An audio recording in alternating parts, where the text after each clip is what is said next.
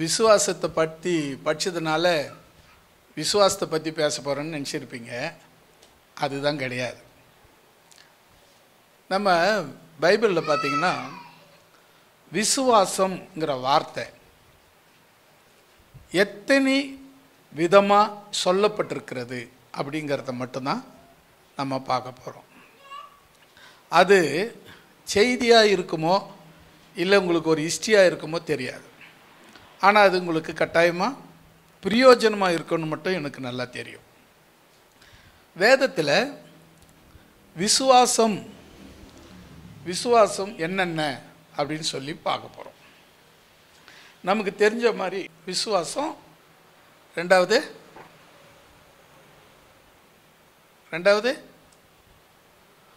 அவிசுவாசம். இது ரெண்டு தான் தெரியும். வேற என்ன தெரியுமா? விசுவாசத்தில் விசுவாசம், அவிசுவாசம், வேற எதுனா தெரியுமா? ஞாபகம் இருக்கா? தெரியாது இருக்காது, தெரியும், ஆனால் ஞாபகத்துக்கு வராது. உங்களுக்கு எதுனா ஞாபகம் இருக்கா பாருங்க. ரெண்டு நான் சொல்லிட்டேன். ஒன்று விசுவாசம், ரெண்டு அவிசுவாசம். அப்புறம் இதுக்கப்புறம் உங்களை கேள்வி கேட்டால் தலை பூரா கீழே தொங்கிடும். எல்லாம் கவனிங்க. நாம் எத்தனை விதமாக இந்த விசுவாசத்தை பற்றி வேதத்தில் சொல்லப்பட்டிருக்கு அப்படின்னு நம்ம பார்க்க போகிறோம். முதல்ல இப்போ நம்ம பார்த்தோம், விசுவாசம்னா நம்பிக்கையின் உறுதி, பார்க்காதது நிச்சயம். விசுவாசம்னா நம்பிக்கையில் உறுதியாக இருப்பது, நம்ம பார்க்காததை நம்புறது. பரலோகத்தை எத்தனை பேர் பார்த்துருக்கிறீங்க? பதில் சொல்லுங்க. பரலோகத்தை எத்தனை பேர் பார்த்துருக்கீங்க? யாரும் பார்க்கல. நம்புறீங்களா? அதுதான் விசுவாசம். விசுவாசம் என்பது நம்புறத உறுதியாக இருக்கிறது. இயேசுவை நம்புறீங்களா?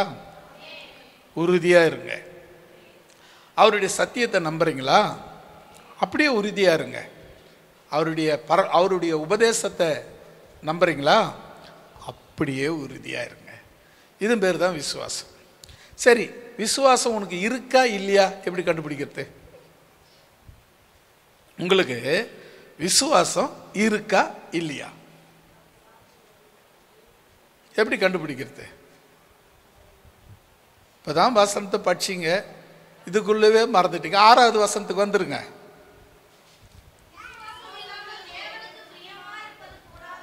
போதும், கொஞ்சம் நேரம் இருங்க. நீங்கள் விசுவாசிக்கிறவங்க தான் அப்படின்னு எப்படி கண்டுபிடிக்கலாம்? நீங்கள் தேவனுக்கு பிரியமானவங்களாக இருந்தீங்கன்னா நீங்கள் எல்லாரும் விசுவாசிக்கிறவங்க தான். வேற மாற்று கருத்தே கிடையாது. நீங்கள் விசுவாசிக்கிறவங்க தான் அப்படின்னா எப்படி கண்டுபிடிக்கலாம்? நீங்கள் உங்களுடைய நடக்கை, உங்கள் சிந்தை, உங்கள் நோக்கம், உங்கள் எண்ணம், உங்கள் விருப்பம் எல்லாமே தேவனுக்கு பிரியமானதாக இருக்க வேண்டும். என் இஷ்டத்துக்கு செய்யறது, என் இஷ்டத்துக்கு பேசுறது, என் இஷ்டத்துக்கு போகிறது, என் இஷ்டத்துக்கு வர்றது, இது விசுவாசமானா நிச்சயம் கிடையாது. எது செய்தாலும் அது என் ஆண்டவர் இஷ்டத்துக்கு செய்கிறது பேர் தான் விசுவாசம். அல்லேலூயா. இப்போ அதே வசனத்தை திரும்ப வாசிக்கலாமா?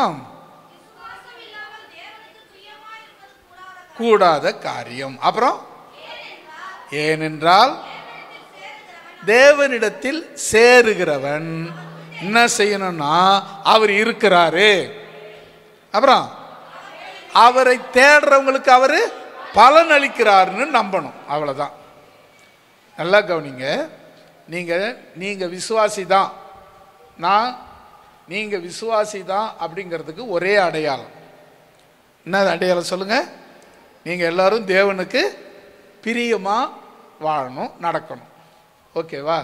2வது அடையாளம், ஆண்டவர் இருக்கிறார். ஆண்டவர் இருக்கிறார். எல்லாரும் சொல்றாங்க அதெல்லாம் கடவுள்லாம் இல்லைப்பா, ஏதோ ஒரு சக்தி நம்ம ஆண்டுகிட்டு இருக்கு, அவ்வளோதான், அது இயற்கை அப்படின்னு சொல்லுவாங்க.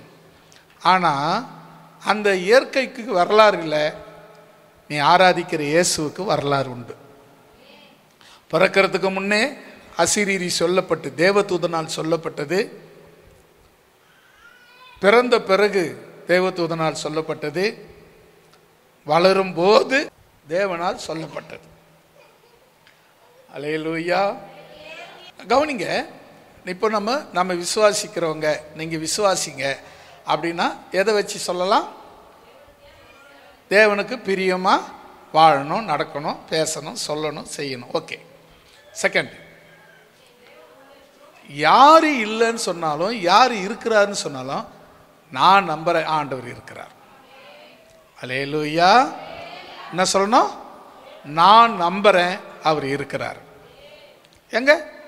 என் கூட தான் இருக்கிறார், எனக்குள்ள தான் இருக்கிறார், என்னை சுற்றி தான் இருக்கிறார்.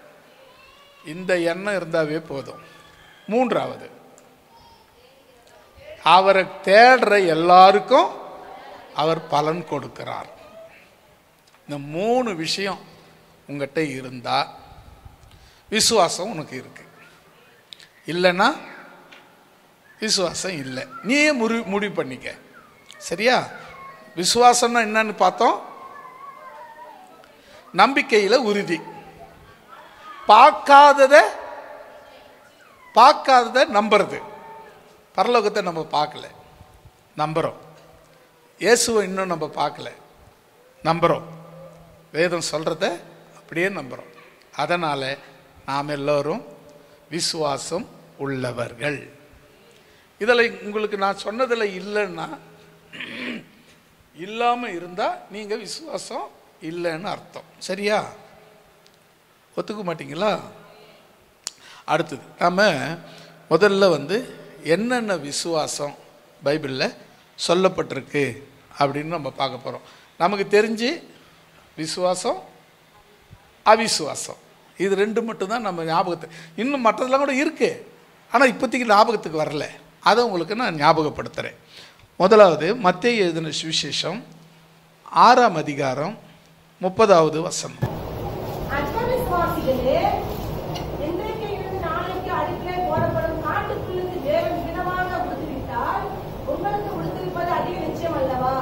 யாரை பார்த்து சொன்னீங்க?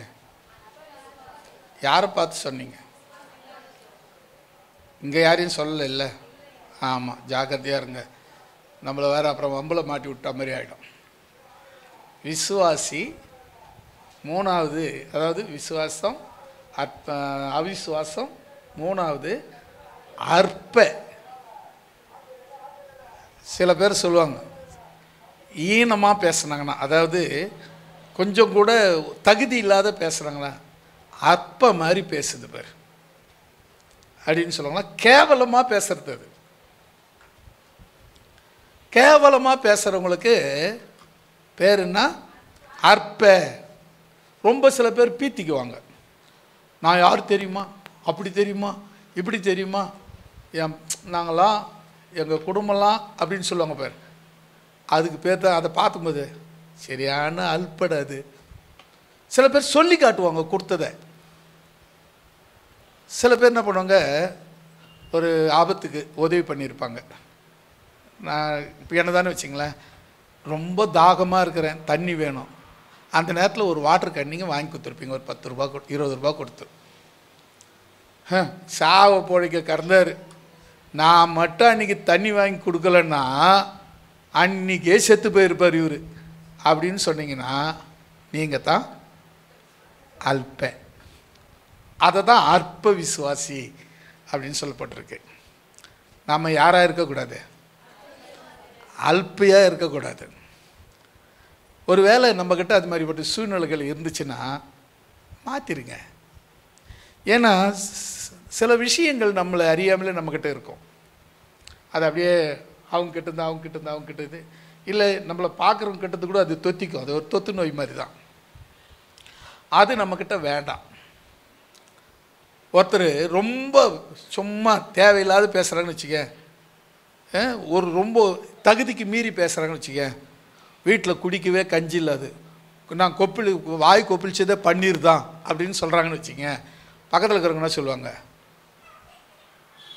பக்கத்தில் கேட்டுங்கிறவங்க என்ன சொல்லுவாங்க? சரியான அல்ப அப்படின்வாங்க. அப்படிப்பட்ட ஆட்களுக்கு பேர் தான் அற்ப விசுவாசிகள். என்னன்னா கர்த்தரை நம்புறேன்னுவாங்க, அல்பத்தனமாக நடந்துக்குவாங்க. கர்த்தர் மேலனா விசுவாசம் என்ன மாதிரி பக்தி யாரும் இருக்குமா அப்படின்வாங்க, அற்பத்தனமாக நடந்துக்குவாங்க. இவங்களுக்கு எல்லாருக்கும் என்ன பேர்? அற்ப விசுவாசி. இப்போ இந்த வசனத்தை மறுபடியும் படிங்களேன். அற்ப விசுவாசிகளே, இன்றைக்கு இருந்து நாளைக்கு அடுப்பிலே போடப்படும் காட்டு புஷ்பத்துக்கு தேவன் இவ்விதமாய் உடுத்துவித்தால், ஆமாம், புது துணியை போட்டுக்கின்னு என்ன மாதிரி நான் நல்லா பெரிய என் விலை, ட்ரெஸ்ஸுனுடைய விலை தெரியுமா, என் புடவனுடைய விலை தெரியுமா, என் பேண்ட்டினுடைய விலை தெரியுமா, நான் ஒரு நாளைக்கு பண்ணுற செலவு தெரியுமா, அப்படிலாம் சொல்கிறவங்க தயவுசெய்து யாருன்னா இருந்தீங்கன்னா உங்களுக்கு பேர் தான் அல்ப விசுவாசி, அற்ப விசுவாசி. ஏன் தெரியுமா? இன்னைக்கு இருந்து நாளைக்கு அடுப்பில் போடப்போகிற காட்டு புல்லுக்கே தேவன் உடுத்திவிக்க வல்லவர்னா உங்களை உடுத்திவிக்க அதிக வல்லவராய் இருக்கிறார். ஆமாம் தானா? அல்லேலூயா. நம்ம முதல் பார்த்துருக்கோம் அற்ப விசுவாசி. ரெண்டாவது, மார்க் எழுதின சுவிசேஷம் 9ஆம் அதிகாரம் 24வது வசனம். உடனே பிள்ளையின் தகப்பன், விசுவாசிக்கிறேன் ஆண்டவரே, என் அவிசுவாசம் நீங்கும்படி உதவி செய்யும் என்று கண்ணீரோடு சத்தமிட்டு சொன்னான். இப்போ ரெண்டாவது அவிசுவாசம். நான் அது ஏற்கனவே சொல்லிட்டேன், இருந்தாலும் முறையாக அந்த லைனில் நம்ம போகலாம். அவிசுவாசம், விசுவாசத்துக்கும் அவிசுவாசத்துக்கும் என்ன வித்தியாசம்? மறுபடியும் கேட்குறேன், நான் கேட்குற கேள்வி புரியுதா பாருங்க. விசுவாசத்துக்கும் அவிசுவாசத்துக்கும் என்ன வித்தியாசம்? நம்புறது, நம்பாது போகிறது. இப்போ எப்படின்னா, விசுவாசங்கிறது நம்பிக்கையில் உறுதியாக இருக்கிறது. அவிசுவாசம்னா நம்புகிற மாதிரி நடிக்கிறது, அவ்வளோதான். ஏன்னா நடிக்கிறவங்க இப்போ பார்த்தீங்கன்னா நடிக்கிறாங்க. இப்போ நாடகம், சினிமா எல்லாம் பார்த்தீங்கன்னா ஒருத்தர் ஹீரோ அடிச்சுப்பார், வில்லன் செத்துருவார். வில்லன் செத்துட்டாரா, அதோட அவருக்கு வரக்கூடாது இல்லை, அடுத்த படத்தில் அடுத்த நாடகத்தில் அவர் மறுபடியும் உயிரோடு இருப்பார். அட பாவி, புண்ணிய செத்துட்டிய, நான் என்ன பண்ணேன், செத்த மாதிரி நடித்தேன். அப்போ அது செத்த மாதிரி நடிக்கிறது. இவங்க பேர் தான் அவிசுவாசம். நீங்கள் எப்பவுமே என்ன பண்ணுங்கன்னா, ஒன்று விசுவாசியாக இருங்க, இல்லைன்னா இருக்கவே இருக்காதீங்கன்ற. நான் எத்தனை வாட்டி செத்து செத்து பிழைக்கிறது. அற்ப விசுவாசம்னா இது. இங்கே அந்த வசனத்தை பாருங்களேன், இந்த வசனத்தை மறுபடியும். உடனே பிள்ளையின் தகப்பன், விசுவாசிக்கிறேன் ஆண்டவரே. இப்போ அந்த ஒரு பிள்ளைக்கு சுகம் கிடைக்கணும், உனக்கு விசுவாசம் இருந்தால் பிள்ளைக்கு சுகம் கிடைக்கணும் அவர் சொல்கிறார். உடனே என்ன சொல்கிறான், நான் விசுவாசிக்கிறேன் ஆண்டவரே, ஆனால் என் அவிசுவாசம் நீங்கணும். நீ பார்த்தீங்களா, விசுவாசிக்கிறேன்னு சொல்கிறான், ஆனால் என்ன பண்ணுறான், எனக்குள்ள அவிசுவாசம் இருக்கு ஆண்டவரே, அது நீங்கும்படி உம்மை வேண்டிக் கொள்ளுகிறேன். இப்போ நீங்கள் விசுவாசத்துக்கும் அவிசுவாசத்துக்கும் உள்ள விஷயம். விசுவாசம்னா நம்புறது, அவிசுவாசம்னா சத்தமா நம்புற மாதிரி நடிக்கிறது, அவ்வளோதான் விஷயம். நம்புறது, நம்புற மாதிரி நடிக்கிறது. செத்துட்டா மாதிரி, செத்துட்டாரு இவரு, செத்துட்டா மாதிரி நடிக்கிறார். அப்போ என்ன அர்த்தம்னா, நீ உயிரோடு இருந்தோம் அவிசுவாசியாக இருக்கிறவங்க செத்தவங்களுக்கு சமமாக இருக்கிறாங்க. அதுதான் இந்த அப்பா கேட்குறாரு பாருங்க, விசுவாசிக்கிறேன் ஆண்டவரே, என் அவிசுவாசம் நீங்கும்படி எனக்கு உதவி செய்யும். உதவி செய்யும், எனக்கு உதவி வேணும், இல்லைன்னா என் அவிசுவாசம் என்னை விட்டு நீங்காது. அப்போ பாருங்கள், உங்களுக்குள்ளே இருந்துச்சுன்னா நீங்கள் கூட ஜெபம் பண்ணுங்க. ஆண்டவரே, நடிப்பு மாறணும். என் நடிப்பு, சில பேர் பயங்கரமாக நடிப்பாங்க. அவங்கள சினிமா நடிக்கிறவங்க கூட அவங்கக்கிட்ட பிச்சை எடுக்கணும், அது மாதிரி நடிப்பாங்க. நான் சொல்கிறேன், சினிமாவில் நடித்தா 4 பேர் பார்ப்பாங்க, அவங்களுக்கு நடிக்கிறவங்களுக்கு பணம் கிடைக்கும். நீ நடித்தா ஒரு தம்பிடி உனக்கு கிடைக்குமா? ஏமாந்து தான் போவேன், வர வேண்டிய நன்மையை இழந்து போவேன், ஆண்டவர் கொடுக்க நினச்ச ஆசீர்வாதத்தை இழந்து போவேன். அதனால் நான் உங்ககிட்ட மன்றாடி கேட்குறேன், உங்களுக்கு நடிப்பு, அவிசுவாசம் வேண்டாம், வேண்டவே வேண்டாம். 3வது, மத்தேயு எழுதின சுவிசேஷம் 15ஆம் அதிகாரம் 28வது வசனம். இயேசு அவர்களுக்கு பிரதியுத்தரமாக, ஸ்திரீயே, உன் விசுவாசம் பெரிது, நீ விரும்புகிறபடி உனக்கு ஆகக்கடவது என்றார். அந்நேரமே அவள் மகன் ஆரோக்கியமானார். ஆமென். 3வது சொல்லுங்க. யார் இருக்கிற மாதிரி சொல்லுங்க. பெரிய விசுவாசம். அல்லேலூயா. விசுவாசத்தை எப்படி சொல்றாரு பாருங்க. உனக்கு எப்படி இருக்கு? பெரிய விசுவாசம். இருக்கிற எல்லாரை விட உனக்கு பெரிய விசுவாசம். என்ன சொல்றாரு பாருங்க, படிங்க. ஸ்திரீயே,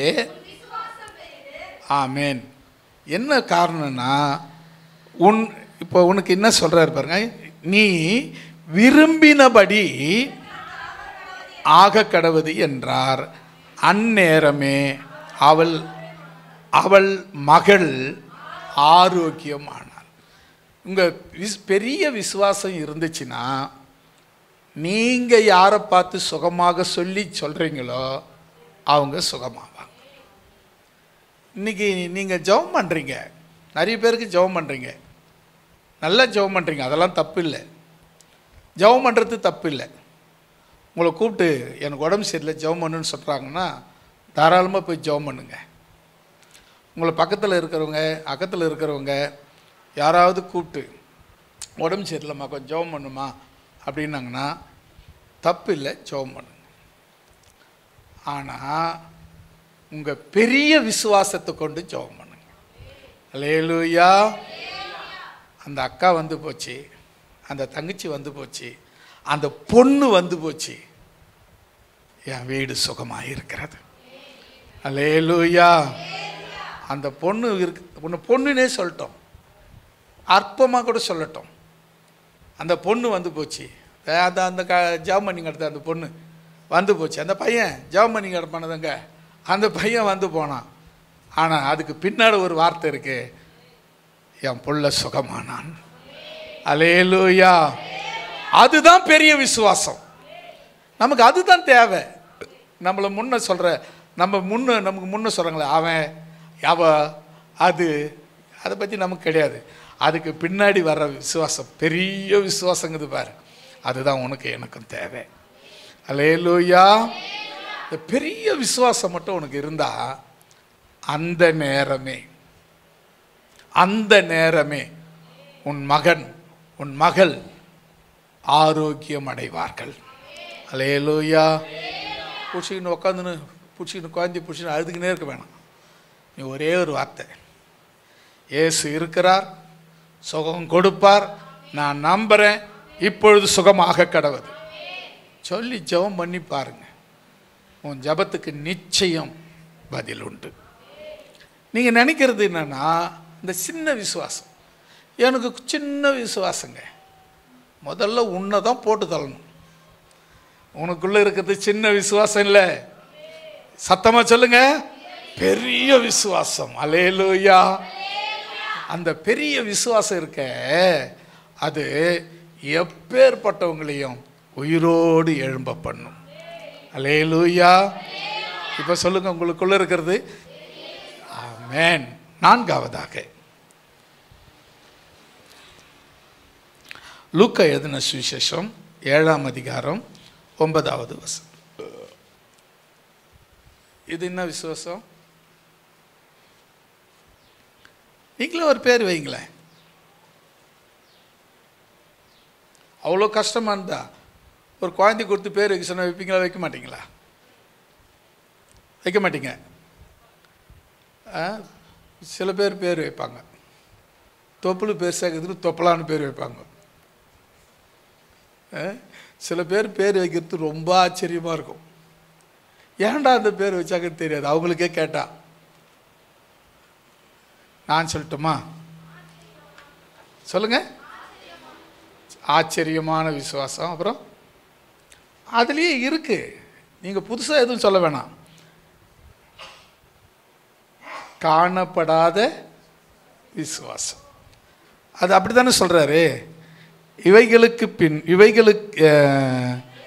இஸ்ரவேலுக்குள்ளும் நான் இப்படிப்பட்ட விசுவாசத்தை காணவில்லை. காணப்படாத விசுவாசம். காணப்படாத விசுவாசம். சில நேரத்தில் சில பேரை பார்த்தா விசுவாசிக்கிற மாதிரியே விசுவாசி மாதிரியே இருக்க மாட்டாங்க. இந்த வசனத்தை படிங்களா மறுபடியும்.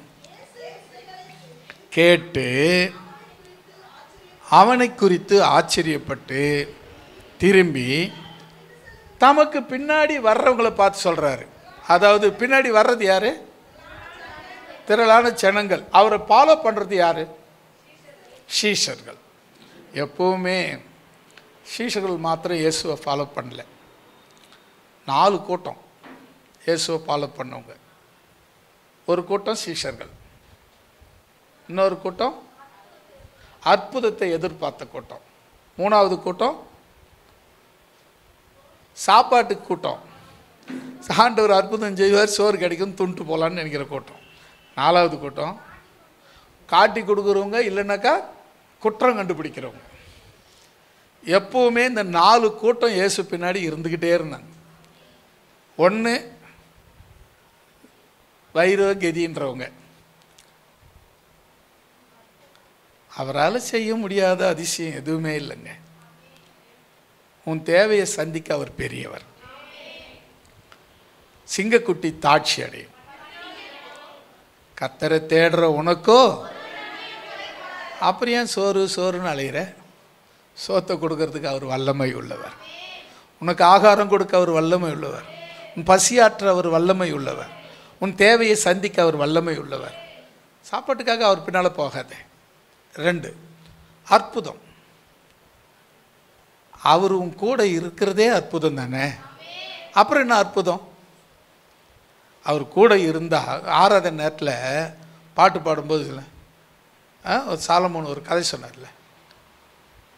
அந்த பையன் திரும்பி வரும்போது வண்டியை பிடிச்சது தான் அப்பா. கீழே வர வரலாம் கூட வந்தது தான் அப்பா. பிடிக்கவே இல்லை. கூட வந்தாவே போதுமே, பெரிய பாதுகாப்பாச்சே. உனக்கு கூட வரணுமா பிடிக்கணுமா? கூட வந்தாவே போதும். அது அருமையாக ஒரு பத்தம் பாடுவேன். கூடவே இரும் இயேசுவே. போதுமா? அது ஒன்றே போதும். கூட இருந்தால் அதுவே போதும். ஆமென் தானா? ஆமென். அப்போ 2வது ஆண்டவரே அற்புதம் செய்வீராக. கூட இருந்தால் போதும், அற்புதம் தானாக நடக்கும். 3வது அவரை குறை சொல்கிற எண்ணம் உனக்குள்ளே இருந்துச்சுன்னா முதல்ல சொல்லு, தலைமையில்க வச்சு அப்பாலே போ சாத்தானேன்னு சொல்லு. அல்லேலூயா. நான் எப்பவும் இயேசுவின் சீஷனாக மட்டும்தான் இருக்க விரும்புகிறேன் அப்படின்னு சொல்லு. அல்லேலூயா. இந்த விசுவாசம்தான் காணக்கூடாத, காணப்படாத, காணக்கூடாத விசுவாசம். எப்படிப்பட்டது பார்த்தீங்களா? ஏன்னா யாருக்கும் தெரியல. ஆனால் அவர் நினைக்கிறது, அவர் சொல்றது அப்படியே நடக்கிறது. அல்லேலூயா. 5வது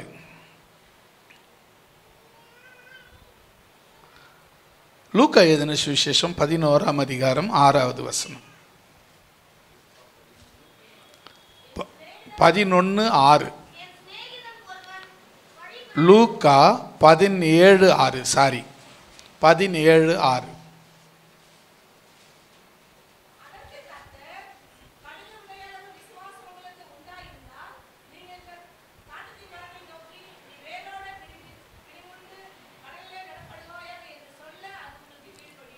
ஆமேன். நல்ல சொல்லமா. என்ன விசுவாசம்? கடுகதொரு விசுவாசம். பெரிய விசுவாசத்தை பார்த்தோம். இப்போ சின்ன விசுவாசம், கடுகளவு விசுவாசம். நீங்கள் ஒரு விஷயத்தை நல்லா கவனிங்க. உங்களுக்கு அந்த கடுகளவு விசுவாசம் இருந்தால் காட்டறுத்தி மரத்தை படிங்க, வேரோடு பிடுங்கி இது எப்படிங்க நடக்கும்? கடல் ஆழம் என்ன, அதில் எப்படி நடுவே? அப்படிப்பட்ட ஆழமான கடலில் கூட உனக்கு சின்ன விசுவாசம் இருந்தால் போதும், அதை உன்னால் நட முடியுங்கிறது தான் அந்த விசுவாசம். அல்லேலூயா. கடலில் நடணுங்கிறது முடியாத விஷயங்க. அது ரொம்ப ஆழமானது. கடல் எவ்வளோ ஆழம் சொல்ல முடியாது. ஒரு பனைமர ஆழம் அதை விட ஆழமாக இருக்கும். நீ காட்டத்தி மரம் எவ்வளோ இருக்கும்? மொத்தத்தில் ஒரு 5 அடி 6 அடி இருக்கும். இல்லை ஒரு 10 அடியாகவே இருக்கட்டுமே. காட்டத்தி மரம் ஒரு 10 அடியே இருக்கட்டும். 10 அடி மரத்தை, பனைமரத்தை 2 பனைமரம் 3 பனைமரம் ஆழம் உள்ள கடலில் நடணுன்னா எப்படி இருக்கணும்? நடுறதுன்னா என்ன அர்த்தம்? மண்ணை பறித்து நடுறது, மண்ணை நோண்டி நடுறது இல்லையா? அப்போ கடலுக்குள்ளே நீ எப்படி நட முடியும் அப்படின்னா, ஆண்டவர் சொல்கிறாரு, அடே அடே டே டே டேய், உனக்கு சின்ன அந்த கடு இருக்க, அந்த கடு விசுவாசம் இருந்தால் போதும், நீ காட்டத்தி மரத்தை கடல்லையே நட முடியும். அல்லேலூயா. ஏற்கனவே ஒரு சொன்ன உங்களுக்கு ஒரு கதை. ஒரு ஒரு ஒரு ஒரு விசுவாசி ஃப்ளாட் போட்டாங்க. அந்த ஃப்ளாட்டில் போயிட்டு இது பணம் கொடுத்து கேட்டுச்சு. இது ஏமாலின்னு நினச்சிக்கிட்டு அந்த ஆள் ஒரு பாறை இருக்கிற இடத்த கொடுத்துட்டான். கொஞ்சம் தான் இடம், சும்மா ஒரு 10க்கு 10 இடம், மீதி ஃபுல்லாக பாறை, மலை இருக்குது, அப்படியே பாறையாக இருக்குது. அந்த அம்மா கோவப்படல. கர்த்தர் கொடுத்தார், கர்த்தருக்கு சோத்திரம்னு நினச்சி சொல்லிட்டு அந்த 10க்கு 10 இடம் இருக்குது பாருங்க, அதில் ஒரு சின்ன செட்டு போட்டுக்கின்னு தினம் ஜெபம் பண்ண ஆரம்பிச்சது. ஆண்டவரே, விசுவாசம் இருந்தால் இந்த மலையை பார்த்து பெயர்ந்து போன்னு சொன்னால் போன்னு சொன்னீங்களே, இயேசுவின் நாமத்தில் நான் சொல்கிறேன், இந்த மலை பெயர்ந்து அப்பாலே போகணும் அப்படின்னு ஜெபம் பண்ண ஆரம்பிச்சது. கவனிங்க, வசனத்தின்படி ஜெபம் பண்ண ஆரம்பிச்சது. நல்லா கேளுங்க. கொஞ்ச நாள் பொறுத்து ஒரு கார் சர்ன்னு அங்கே நின்றுச்சு. அந்த அம்மாவை, விசுவாசியை கூப்பிட்டுச்சு. ஏம்மா, இந்த மலையை நான் எடுத்துக்கிறேன், இந்த கல்லை நான் எடுத்துக்கிறேன், அதை நோண்டுற செலவு எல்லாம் எனது.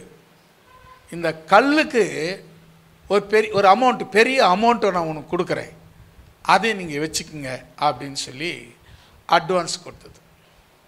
அதுக்கப்புறம் அந்த பாறையை எடுத்தது, பாறை காலியாச்சு, அந்த இடம் சுத்தமாச்சு. அவங்க கொடுத்த காசை விட 100 மடங்கு காசு கர்த்தர் அவங்களுக்கு கொடுத்து, அந்த இடத்த கொடுத்து அவங்க ஆசீர்வதிச்சார். அதுக்கு காரணம் அந்த சின்ன கடுகளவு விசுவாசம். உங்களுக்கு இந்த விசுவாசத்தை பற்றி நீங்கள் புரிஞ்சுக்கிட்டீங்கன்னா போதும், உங்களுக்கு நிகர் நீங்கள் தான். அல்லேலூயா. நிறைய விஷயத்தில் நம்ம ஏமாந்து போகிறோம். அதாவது என்னது, அவிசுவாசம், நடிக்கிறோம். விசுவாசம் இருக்கிற மாதிரி இருக்குது ஆனால் இல்லை அப்படின்னு சொல்லுவாங்கள்ல, அது மாதிரி விசுவாசம் இருக்கிற மாதிரி நடிக்கிறது. என்ன ஆயிடுதுன்னா, நீ எத்தனை முறை நடிக்கிறியோ அத்தனை முறை செத்து செத்து செத்து எழுந்திருக்கிற. ஆனால் அது நிஜமான நிஜத்துக்கு வராது. அது ஒரு கதை, நடிப்பு. அதனால தான் அவிசுவாசம் நீங்கும்படி இந்த மனுஷன் ஜெபிக்கிறான். அல்லேலூயா. இந்த நம்ம இப்போ பார்த்தது 5வது கடுகு விதையளவு விசுவாசம். 6வது 1 தீமோத்தேயு 1ஆம் அதிகாரம் 5வது வசனம்.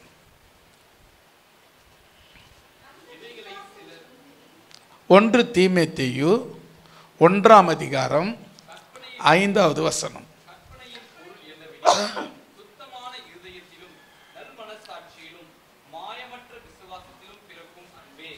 ஆமென். இப்போ சொல்லுங்க, மாயமற்ற விசுவாசம். இந்த மாயமற்ற விசுவாசம்னு தெரிஞ்சிட்ட போதாது, அந்த மாயமற்ற விசுவாசம்னா இன்னும் தெரிஞ்சுக்கணும். இப்போ பாருங்க, கற்பனையின் பொருள். அது என்னது கற்பனையின் பொருள்? கற்பனை அப்படி நான் கற்பனை பண்ணிட்டு இருக்கேன், அதுவும் பொருளா? கற்பனைன்னா என்ன? கற்பனை பண்ணுறதுக்கு பேர் தாங்க கற்பனை. நான் இப்போ கற்பனை பண்ணிகிட்டு இருக்கிறேன், அப்படியே சோறு வெந்துக்கிட்டு இருக்கிறது, இன்னும் ஒரு 1/2 மணி நேரத்தில் சாப்பாடு வந்துடும், இன்னொரு 1/2 மணி நேரத்தில் ஜெபம் முடியும், திருவிருந்து ஆராதனை முடியும், நான் சாப்பிடுவேன். அந்த கற்பனை பண்ணி கொண்டிருக்கிறேன். இந்த கற்பனையா? தேவனுடைய கற்பனை. அது எதை சொல்றது கற்பனைன்னு? கட்டளைகள். சூப்பர். அதுதான் உங்களுக்கு அந்த உங்ககிட்ட வர வைக்கணும்னு தான் எதையாவது அப்படி கொண்டு போகிறது, வேற ஒன்றும் கிடையாது. கேலி பண்ணுறதுக்கெல்லாம் இல்லை. காரணம் என்னென்னா, எதையாவது ஒன்று சொல்லும்போது ஒன்று கேட்ச் பண்ணிக்குவீங்க பாரு, அந்த ஒரு காரணத்துக்காகத்தான். இப்போ கண்டுபிடிச்சிட்டிங்களே. இப்போ கற்பனை, கர்த்தருடைய கற்பனை, கட்டளையின் பொருள் என்னவென்றால், அது ரொம்ப முக்கியம். உங்கள் இருதயம் சுத்தமாக இருக்கும். நான் பாட்டு பாடுறதுக்கு வர சொன்னேன் இல்லை, ஆராதனைக்கு விருப்பமானு கேட்டேன். கேட்டேன்னா அப்போ ஒரு வார்த்தையை நடுவில் சொன்னேன். உங்களுக்கும் ஆண்டவருக்கும் சுத்த மனசாட்சி இருந்தால் தாராளமாக முன்ன வந்து பாடலாம். சின்ன பிள்ளைங்களை பாட சொல்கிறதுக்கு, ஏன்னா அவங்களுக்கு சுத்த மனசாட்சியாக இருப்பாங்க, அதனால் அவங்கள வந்து கேட்குறதையில வந்து பாடுங்கன்னு சொல்கிறது. பெரியவங்களுக்கு வந்து என்னென்னா, அவங்க சுத்தம் இல்லைன்னு சொல்லலை, அவங்களுக்கு நிறைய பிரச்சனை. இந்தலேருந்து இந்த உச்சி முடிக்குது பாரு, அதுலேருந்து உள்ளங்கால் இருக்குது பாரு, அது வரலும் பிரச்சனை. அவங்க சாப்பிடணும், அவங்கள சேர்ந்தவங்க சாப்பிடணும், குடும்பம் நடத்தணும், கேட்குறவங்களுக்கு பதில் சொல்லணும், வேலைக்கு போகணும், அங்கே வர்ற காரியம் சமாளிக்கணும், இதர பிரச்சனையை சமாளிக்கணும், சொந்தக்கார பிரச்சனையை சமாளிக்கணும், அக்கத்து வீட்டு பிரச்சனையை சமாளிக்கணும், பக்கத்து வீட்டு பிரச்சனையை சமாளிக்கணும், அதை சமாளிக்கணும், இதை சமாளிக்கணும். இந்த நிறைய பிக்கல் புடுங்கள் நிறைய பெரியவங்க. அதனால் இதெல்லாம் இல்லாமல் தேவனோடு நீங்கள் சுத்த மனசாட்சியாக இருந்தாக்கா பாடுங்கன்னு சொன்னதுக்கு அதுக்கு தான் காரணம். நீங்கள் சுத்தம் இல்லாதவங்கன்ற அர்த்தம் இல்லை அதுக்கு. நீங்கள் அப்படி தப்பாக புரிஞ்சுக்கிட்டீங்கன்னா நீங்கள் தான் பொறுப்பு, நான் கிடையாது. ஏன்னா நிறைய பிரச்சனைங்க. இப்போ ஒருத்தரை கூப்பிட்டு, சிஸ்டர் கொஞ்சம் வாங்க, பைக்கை கொடுத்து, உங்களுக்கு என்ன பிரச்சனை இருக்குது சொல்லுங்கன்னா, 1 மணி நேரம் போதுமானா பத்தாதுன்னு வாங்க. ஏன் தெரியுமா? 100 வண்டி ஏற்றினாலும் அது ஏற்ற முடியாது, அவ்வளோ பாரம் இருக்குது, நிறைய பாரங்கள் இருக்குது, நிறைய பிரச்சனைகள் இருக்குது. இவை எல்லாத்தையும் கடந்து தான் நம்ம வாழ்ந்துக்கிட்டு இருக்கிறோம். அல்லேலூயா. இந்த உலக வாழ்க்கைங்கிறது சாதாரணம் கிடையாதுங்க. ஒவ்வொரு நாளும் போராட்டம் நிறைந்த வாழ்க்கை. போராடி தான் ஆகணும், போராடாதான் ஜெயிக்க முடியாது. என்னால் முடியலைங்க, நான் ஒரு பக்கம் உக்காந்துக்கிறேன் அப்படின்னு சொன்னீங்கன்னா, கடைசி வரையில் அந்த இடத்த தான் நீ உட்காந்து இருக்கணுமே தவிர நீ அடுத்த கட்ட இடத்துக்கு போகவே முடியாது. ஜெயிக்கணும்னா போராடி தான் ஆகணும், வேற வழியே கிடையாது. யுத்தம் உனக்கும் உலகத்துக்கும் யுத்தம் நடந்துக்கிட்டு இருக்கு. அது கண்ணுக்கு தெரியாத யுத்தம். கண்ணுக்கு தெரிஞ்சால் ஜெயிச்சிருவீங்க. கண்ணுக்கு தெரியாத யுத்தம், எந்த பக்கம் எப்போ வரும்னு தெரியாது. அதை பார்த்து மேற்கொண்டு உங்கள் ஜபத்தால் ஜெயிக்கிறீங்க பாருங்க, அதுதாங்க அல்லேலூயா, அதுதான் ஜெயம். அந்த ஒவ்வொரு நாளும் நீங்கள் உலகத்தை ஜெயிக்கணும். இப்போ சொல்லுங்க, கட்டளையின் பொருள் என்னவெனில், சுத்தமான இருதயத்தின் நல் மனசாட்சியிலும். அடுத்தது இந்த நல் மனசாட்சியாக கூட என்ன சேரணும்னா விசுவாசம் சேரணும். அந்த விசுவாசம் மாயமற்றது. அதில் எந்த விதமான கலப்படம் இருக்கக்கூடாது. அல்லேலூயா. மாயமற்றதாக இருக்கணும். அதாவது இப்போ பாருங்களேன், ஒரு விஷயம் உங்களுக்கு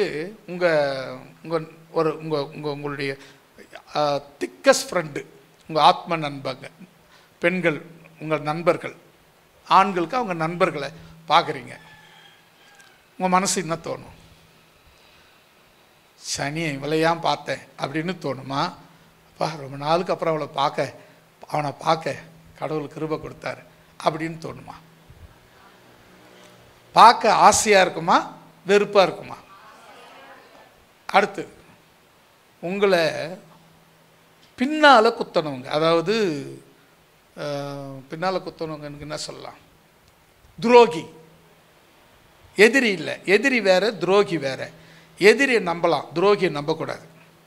துரோகி நான் சொல்கிறது துரோகி. எதிரின்னா முன்னுக்கிறவங்க, எதிர இருக்கிறவங்க, ஈஸியாக அவங்கள நம்ம மேற்கொள்ளலாம். துரோகினா எந்த பக்கம் இருக்கிறானே தெரியாது. பின்னால் வரலாம், முன்னே வரலாம், சைடில் வரலாம், மேலேருந்து குதிக்கலாம், எப்படி வேணாலும் நம்மளை கெடுக்கலாம். அவன் பேர் தான் துரோகி. அவனை பார்க்க நேரிட்டுச்சு. உங்கள் மனசு எவ்வளோ சந்தோஷப்படும்? உச்சந்தல்லேருந்து உள்ளங்கால் வரை ஒரு விதமான எரிச்சல் வரும். ஆமாம் தானே? வராதா? ஐயோ, இயேசுநாதரை விட நல்லவங்களா நீங்கள்? வருமா வராதா? வரும். அதான் மனுஷன், வரும். அப்போ அதை நம்ம அவங்கிட்ட காட்டிக்காத கரை பாருங்க, அதுதான் மாயம். அவன் மேலே இருக்கிற எரிச்சலை நம்மளால காட்ட முடியல, பார்த்தீங்களா? ஆனால் அவன் மேலே எவ்வளோக்கோ இங்கிருந்து இது வரல எரியுது உடம்பு, ஆனால் அவன்கிட்ட காட்டிக்க முடியல. அடா பாவி, எவ்வளோ பெரிய துரோகம் பண்ணேன், உன்னை நம்பினே, உன்னை இப்படி பண்ணனே, அப்படி செய்தனே, அப்படி நினச்சினே, எடுத்து போய் இப்படி பெரிய குழியில் தள்ளி விட்டியே அப்படின்னு தோணும், எரியும். ஆனாலும் அவன் எதிர்க்க நிற்கும்போது காட்ட முடியல. அதுதான் மாயமுள்ள அன்பு, மாயமுள்ள விசுவாசம். ஆனால் நம்மகிட்ட காண வேண்டியது மாயமற்ற விசுவாசம். ஏன்? அவன் நல்லவனோ கெட்டவனோ நீங்கள் மன்னிச்சிடு, அதுதான் மாயமற்ற விசுவாசம். ஏன் மன்னிக்கணும் அப்படின்னா, இயேசு மன்னிச்சாரு, நீயும் மன்னிச்சிடு. அவன் பண்ண துரோகத்துக்கு அப்போ அது தண்டனை அவர் பார்த்துக்குவார். அல்லேலூயா. நிச்சயம் அவர் பதில் கொடுப்பாருங்க. நான் நம்புகிறேன், நீங்கள் நம்புங்க, நிச்சயமாக பதில் கிடைக்கும். அல்லேலூயா. டைம் ஆச்சா? இல்லை. அப்போ இன்னும் கொஞ்சம் டைம் இருக்குது. இன்னும் கூட விசுவாசத்தை பற்றி நம்ம பேசிடலாம். 7வது, இப்போ எத்தனை பார்த்தோம்? 6, 7. யாக்கோபு 2ஆம் அதிகாரம் 20வது வசனம். சீக்கிரமாக படிச்சுன்னு நம்ம சீக்கிரமாக போகலாம். இன்னும் நிறைய இருக்குது. ஒரு இன்னும் ஒரு 5, 6 இருக்குது.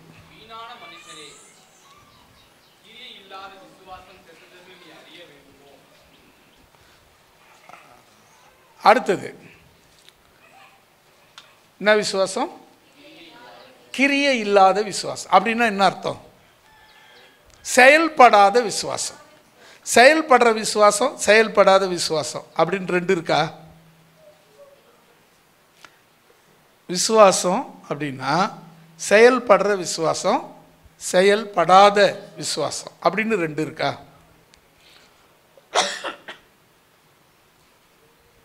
நான் கேட்டாலும் பதில் சொல்ல மாட்டேறீங்க. அது கேள்வி கேட்கும்போது பைபிளை புரட்டுன்னு புரட்டுறீங்களா? அதுக்குள்ளே நீ இருக்கா? எனக்கும் ஆச்சரியமாகுது. சொன்னீங்கன்னா நான் கூட எடுத்து வச்சுக்கோ, பைபிளை புரட்டுன்னு புரட்டிக்குவேன். கொஞ்சம் கவனமாக கவனிங்க. இப்போ சொல்ல வர விஷயத்தை கவனிங்க.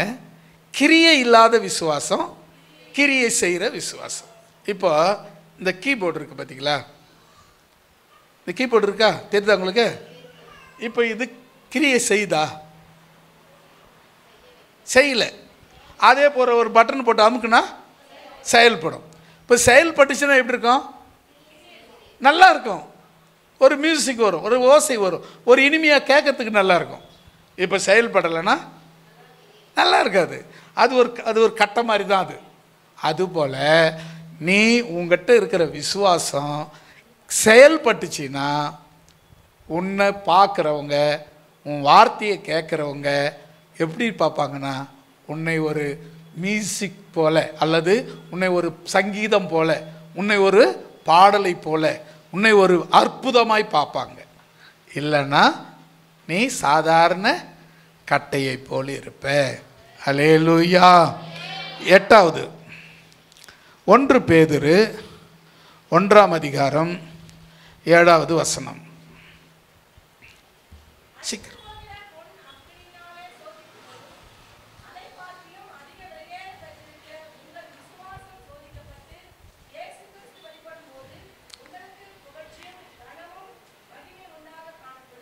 ஆமேன். இப்போ விலையேற பெற்ற விசுவாசம், அவ்வளோதான். அதாவது விலையேற பெற்றதுன்னா ரொம்ப காஸ்ட்லி. விசுவாசம் எப்படிது? ரொம்ப காஸ்ட்லி. அதாவது இப்போ ஒரு பொருளை ₹1 வாங்கினீங்கன்னா அதுக்கு எவ்வளோ மதிப்பு கொடுப்பீங்க? ஒரு பொருளை ₹1 வாங்குறீங்க, அதுக்கு எவ்வளோ மதிப்பு கொடுப்பீங்க? அதே அளவுள்ள பொருளை ₹10,000 கொடுத்து வாங்குறீங்க, அதுக்கு எவ்வளோ மதிப்பு கொடுப்பீங்க? அதிகமாக மதிப்பு கொடுப்பீங்க, பாதுகாப்பீங்க. உதாரணத்துக்கு ஒரு இரும்பு போல்டு, ஒரு கிராம் இரும்பு போல்டு, இரும்பு தகுடு வாங்குறீங்க, அது விலை கம்மி தான், ₹1. அதே அளவு தங்கம் 1 கிராம், அது விலை ₹6,000 மேலே. அது எவ்வளோன்னு தெரியல, ஒரு ₹6,000 மேலே. இப்போ இந்த தகரத்துக்கும் தங்கத்துக்கும் உள்ள கொஞ்சம் வேறுபாடு இருக்குது. தகரத்தை எங்கே வைப்பீங்க, தங்கத்தை எங்கே வைப்பீங்க? தகரத்தில் பீரோ வைப்பீங்க, தகரத்தை பீரோவில் வைப்பீங்க, தங்கத்தை தரையில் போடுவீங்க. தங்கத்தை பீரோவில் வைப்பீங்க, தகரத்தை அது எங்கே வேணாலும் கிடக்கும். ஆமாம் தானே? அப்போது உங்கள் விசுவாசம் எப்படிப்பட்டது தெரியுமா? தங்கத்தை விட காஸ்ட்லியானது, விலையேற பெற்றது. அல்லேலூயா. 9வது நான் சொல்கிறது புரிஞ்சுக்கிட்டிங்கன்னா போதும். ஏன்னா அடுத்தது நம்ம இன்னும் ஒரு 6 சொல்ல வேண்டியது இருக்குது. அதை குறையா வச்சா நல்லா இருக்காது. அதனால கிடுக்கிட்டு போகிறேன். யூதா 1ஆம் அதிகாரம் 20வது வசனம்.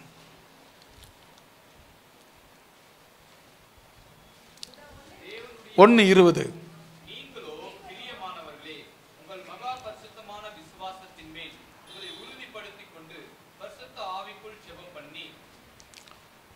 என்ன விசுவாசம்? இப்போ சொன்னதுதான் கரெக்டு. என்ன விசுவாசம்? மகா பரிசுத்தம். பரிசுத்தமான விசுவாசம் இல்லை, மகா பரிசுத்தமான விசுவாசம். இப்போ நீங்கள் நம்ம விசுவாசம் அப்படின்ற இந்த வார்த்தையை படிச்சிருப்பீங்க. ஆனால் இதை இப்போ நோட் பண்ணணுன்ற எண்ணம் எப்போ வந்துச்சுன்னா, இப்போ நான் சொல்கிறதுனால வந்திருக்கும். நோட் பண்ணி வச்சுக்கோங்க. எப்போவுமே இந்த இந்த வார்த்தைகள் உங்களுக்கு பிரயோஜனப்படும். நல்லா கவனிச்சுக்குங்க. விசுவாசம் அப்படி மட்டும் பார்த்தோம், பெரிய விசுவாசம்னு பார்த்தோம், கடுகளவு விசுவாசம்னு பார்த்தோம், விலையேற பெற்ற விசுவாசம்னு பார்த்தோம். இப்போ பரிசுத்த விசுவாசம் இல்லை, மகா பரிசுத்த விசுவாசம்.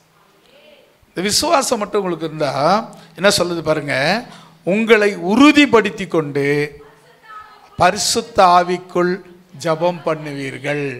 இந்த மகா பரிசுத்த விசுவாசம் உங்களுக்குள்ள இருந்தால் முதல்ல உங்களை உறுதிப்படுத்திக்குவீங்க. 2வது என்ன பண்ணுவீங்க? பரிசுத்த ஆவிக்குள்ள ஜபம் பண்ண ஆரம்பிச்சிருவீங்க. அல்லேலூயா. 10வதாக 2 பேதுரு 1ஆம் அதிகாரம் 1வது வசனம்.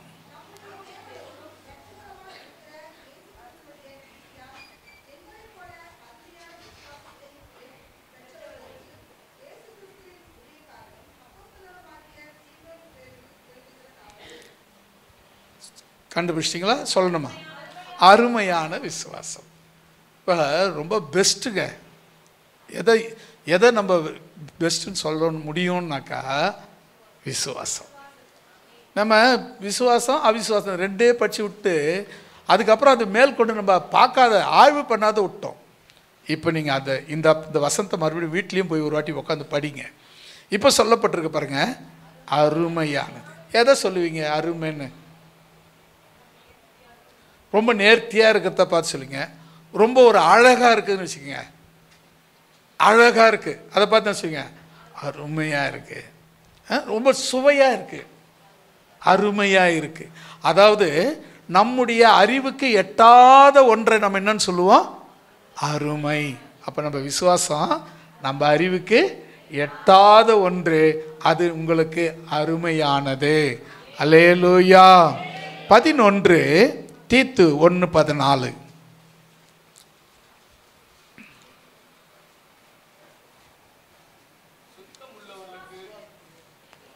14 விசுவாசத்தினாலே ஆரோக்கியம் உள்ளவர்களாய்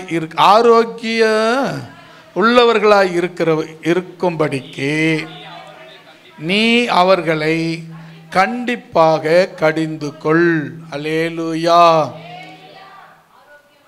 ஆரோக்கியமுள்ள விசுவாசம். ஆரோக்கியமான விசுவாசம் இல்லைன்னா ஆரோக்கியமுள்ள விசுவாசம். ஆரோக்கியம்னா உங்களுக்கு எல்லாருக்குமே தெரியும். ஆரோக்கியம் பாட்டில் மட்டும்தான் தெரியும். ஆரோக்கியம் ஆரோக்கியம் பாட்டா சொல்ல அர்த்தம் சொல்ல தெரியுமானாக்கா தெரியாது. ஆரோக்கியம் கேட்கல. சுகமா இருக்கிறதுங்க, எந்த விதமான பழுதில்லாம, எந்த விதமான குறைவில்லாம, எந்த விதமான பலவீனம் இல்லாம பூரண சுகமா இருக்கிறதுக்கு பேரு தான் ஆரோக்கியம். விசுவாசம் உனக்குள்ள எந்த விதமான பலவீனப்படாம ஆரோக்கியமா இருக்குமானா அவைகளை நீ கண்டிப்பாய் அதை கொண்டு மற்றவர்களுக்கு நீ உபதேசம் பண்ணு, கடிந்து கொண்டு அவர்களுக்கு புத்தி சொல்லு. அப்போ இந்த இது உங்கள்கிட்ட முதல்ல இருக்கணும். எது? ஆரோக்கியமான விசுவாசம். 12 அப்போஸ்தலர் 14:9 ரட்சிப்புக்கு ஏற்ற விசுவாசம். ரட்சிப்புன்னா என்ன? அது பொதுவான வார்த்தை. ரட்சிப்புனா என்ன? அதாவது ரட்சிப்புங்கிறது பொதுவானது. பாதுகாப்பு, காப்பாற்றப்படுவது, தூக்கி எடுப்பது, இது எல்லாமே ரட்சிப்பு தான். உங்களை பொறுத்தவரையிலும் ரட்சிப்புனா என்ன?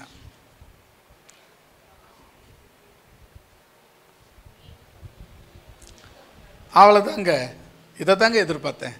அதாவது பெரிய பாதாள படுகுழியில் இருந்து மீட்டு இயேசு கிறிஸ்து ரத்தத்தினால உன்னை சுத்தம் பண்ணி தூக்கி நிறுத்துறதுக்கு பேர் தான் ரட்சிப்பு. அல்லேலூயா. இந்த ரட்சிப்பு, இந்த விசுவாசம் எப்படிப்பட்ட விசுவாசம்னா ரட்சிப்புக்கு ஏற்ற விசுவாசம். சில பேர் பார்த்திங்கன்னா எத்தனை வருஷம் ஆனாலும் ரட்சிக்கப்படவே மாட்டாங்க. ஆனால் விசுவாசின்னு மட்டும் சொல்லுவாங்க. கொஞ்சம் கூட ரட்சிக்கப்படணுன்னு யோசிக்க கூட மாட்டாங்க. அப்படிப்பட்டவங்க ரட்சிப்புக்கு ஏற்ற விசுவாசம் அவங்களுக்கு இல்லை. அல்லேலூயா. 13 1 தெசலோனிக்கேயர் 1:8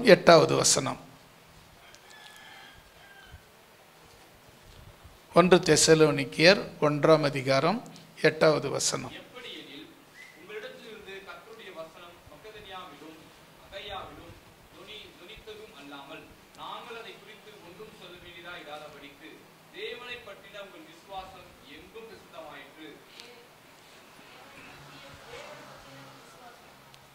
சொல்லுங்க. கொஞ்சம் மிஸ் பண்ணிட்டீங்க. அவ்வளோதான். என்ன விசுவாசம்? பிரசித்தமான விசுவாசம். பிரசித்தமான விசுவாசம். பிரசித்தம்னு என்ன? பிரசித்தம் பிரசித்தம் பண்ணுறது, அதாவது வெளிப்படுத்துறது, வெளிப்படுறது, மற்றவங்களுக்கு காட்டுறது. இப்போ எனக்குள்ள ஒரு விசேஷமான ஒரு காட்சி, விசேஷமான ஒரு காரியம் இருக்குது, அதை மற்றவங்களுக்கு நான் விசேஷித்தமானவன் அப்படின்னு காட்டுறதுக்கு பேர் தான் பிரசித்தப்படுத்துறது. இப்போ தேவன் தன்னை பிரசித்தப்படுத்துகிறார்.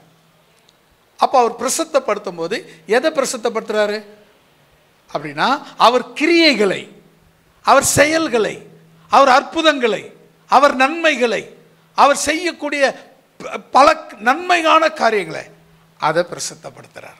அவருக்குள்ள நன்மைகள் வெளிப்படுகிறது, அவருக்குள்ள இந்த அற்புதம் வெளிப்படுகிறது. இதையெல்லாம் அவர் பிரசித்தப்படுத்துகிறார். இந்த பிரசித்தத்தை வெளிப்படுத்துகிற விசுவாசம் உங்களுக்குள்ளும் இருக்க வேண்டும். 14 2 தீமோத்தேயு 3:15 விசுவாசங்கிறது பொதுவாக பார்க்காததை நம்புறது, அதில் உறுதியாக இருக்கிறது அப்படின்னு முதல்ல சொன்னோம். இப்போ விசுவாசங்கிறது இப்போ நம்ம 14வது விசுவாசம்ன்றது இயேசுவை, கர்த்தராகி இயேசு கிறிஸ்துவை பற்றும்னா அப்படின்னா என்ன அர்த்தம்? நீங்கள் எப்போவாவது பனைமரமோ ஆலமரமோ ஒன்றா இருக்க பார்த்துருக்கீங்களா? பனைமரத்தினால ஆலமரம் பழிக்குதா, ஆலமரத்தினால பனைமரம் பழிக்குதா? நல்ல தெளிவாக சொல்லுங்கள். பனைமரத்தினால ஆலமரம் பழிக்குதா, ஆலமரத்தினால, ரெண்டும் ஒன்றா பார்த்துருக்கீங்களா? முதல்ல பார்த்துருக்கீங்க. அப்போது பனைமரத்தினால ஆலமரம் பழிக்குதா, ஆலமரத்தினால பனைமரம் பழிக்குதா? ரெண்டும்லாம் சொன்னால் ஒத்துக்க முடியாது.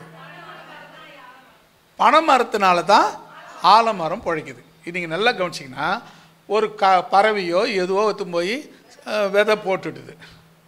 அந்த விதை அது மட்டையில் இருக்கிற ஈரத்தை வச்சு அது முளைச்சி அந்த பனைமரத்தை சுற்றி சுற்றி சுற்றி சுற்றி சுற்றி இறங்கி அது வேர்கொள்ளுகிறது. அதுதான் பற்றி கொண்டு வாழ்வது. அல்லேலூயா. நீங்கள் அதெல்லாம் பார்க்கும்போது ஞாயிற்றுக்கிழமை வந்தால் பற்றுவோங்க, அப்புறம் போனால் புற்றுவோங்க நாங்கள் அப்படின்னு சொல்கிற ஆட்களாக கட்டாயம் இருக்க மாட்டீங்கன்னு நான் நம்புகிறேன். அல்லேலூயா. இயேசுவை பற்றி பிணைந்து ஒன்றோடு ஒன்று இணைந்து இசைந்து அப்படி பற்றி எது வந்தாலும் என்ன நிலை வந்தாலும் பிரிக்க முடியாத ஒரு பற்றுதலோடு வாழறதுக்கு பேர் தான் இந்த விசுவாசம். அல்லேலூயா. நீங்கள் அந்த பனைமரத்தையும் ஆலமரத்தையும் பார்த்தீங்கன்னா, பனைமரத்தை வெட்டினாலும் ஆலமரம் சித்திரம், ஆனால் ஆலமரத்தை வெட்டினா பனைமரம் சாவாது. அல்லேலூயா. காரணம், பனைமரம் தான் உறுதி, அதை பற்றி வாழறது தான் ஆலமரம். நீங்கள் ஆலமரமாக இருங்க, இயேசு பனைமரமாக இருக்கட்டும். அல்லேலூயா. அவரை பற்றி பிணைஞ்சி வாழுங்க, உங்களை கர்த்தர் ஆசீர்வதிப்பார். அல்லேலூயா. 15 ரோமர் 12:7 12:3 ரோமர் 12:3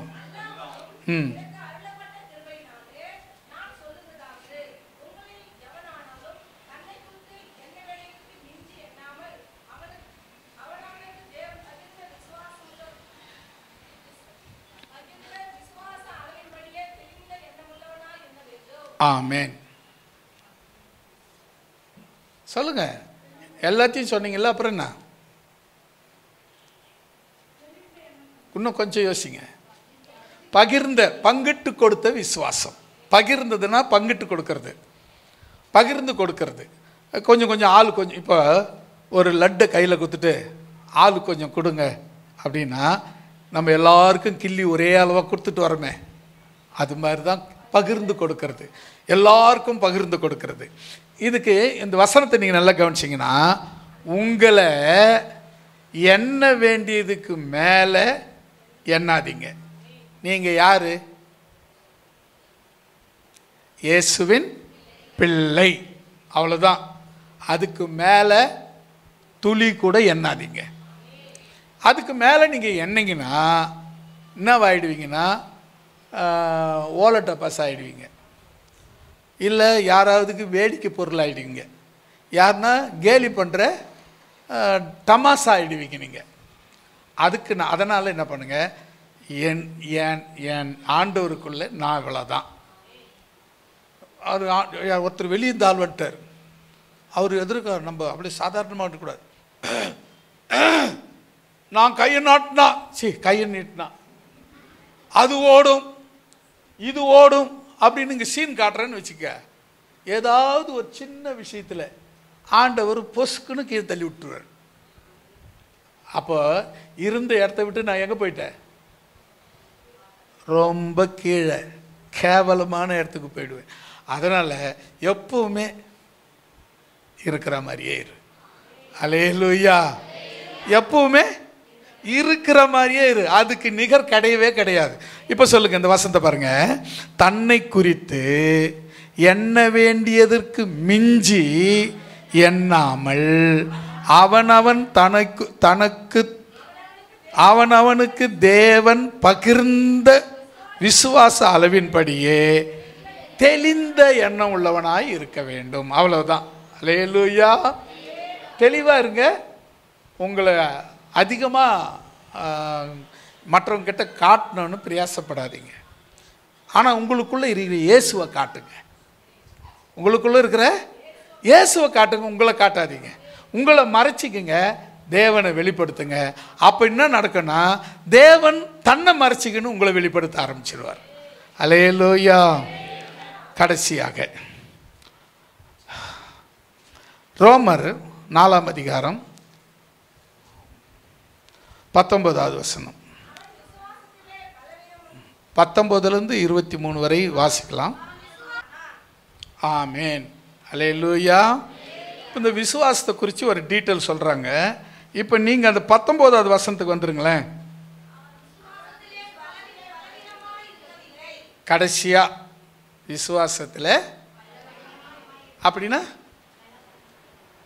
விசுவாசத்தில் அவன் பலவீனமாக இருக்கவில்லை அப்படின்னா விசுவாசத்தில் பலமுள்ள விசுவாசம். பலமுள்ள விசுவாசம்.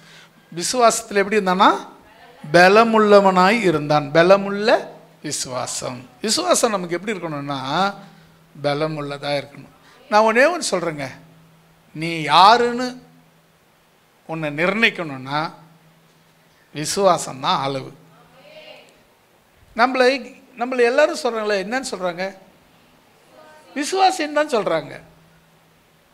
ஏன் நான் ஒரு இப்படி ஆஹா ஓ சொல்லக்கூடாதா? நீ விசுவாசி தான். ஏன் தெரியுமா, அதால் தான் உன்னை எடை போட முடியும். நீ தேவனை விசுவாசிக்கிறதுனால விசுவாசி தான். ஆனால் உன்னை அளக்கிறதே அந்த விசுவாசம்தான். உனக்கு எந்த அளவு?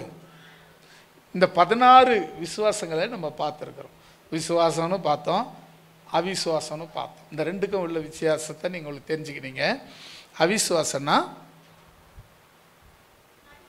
நடிப்பு, ஏமாத்துறது, பொய் சொல்கிறது, செத்து பிழைக்கிறது, அந்த விசுவாசம். இப்போ உங்களுக்கு 16 வகையான விசுவாசங்களை 16 வகையான விசுவாசங்களை காட்டோம்.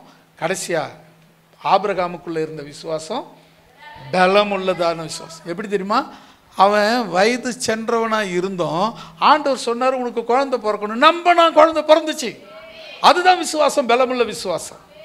அந்த விசுவாசம் உங்களுக்கும் இருக்க வேண்டும் என்று வேண்டி கர்த்தருடைய நாமத்தை மகிமைப்படுத்துவோம். கர்த்தரால் ஏற்பட்ட யாராவது ஒருவர் சுருக்கமாய் ஜெபிக்கலாம். இந்த அருமையான வேளையிலே கர்த்தருடைய கரம் நம் மத்தியில் இறங்கி ஆளுகை செய்ததுக்காக நாம் கரங்களை தட்டி கர்த்தர் நாமத்தை ஸ்தோத்திரிப்போம்.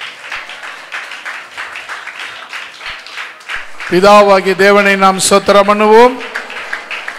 கர்த்தராகிய இயேசு கிறிஸ்துவை நாம் ஸ்தோத்திரம் பண்ணுவோம்.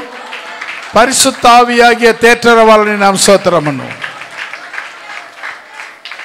எல்லாரும் சேர்ந்து சொல்லலாம். ஆத்மாவே கர்த்தரை ஸ்தோத்திரி,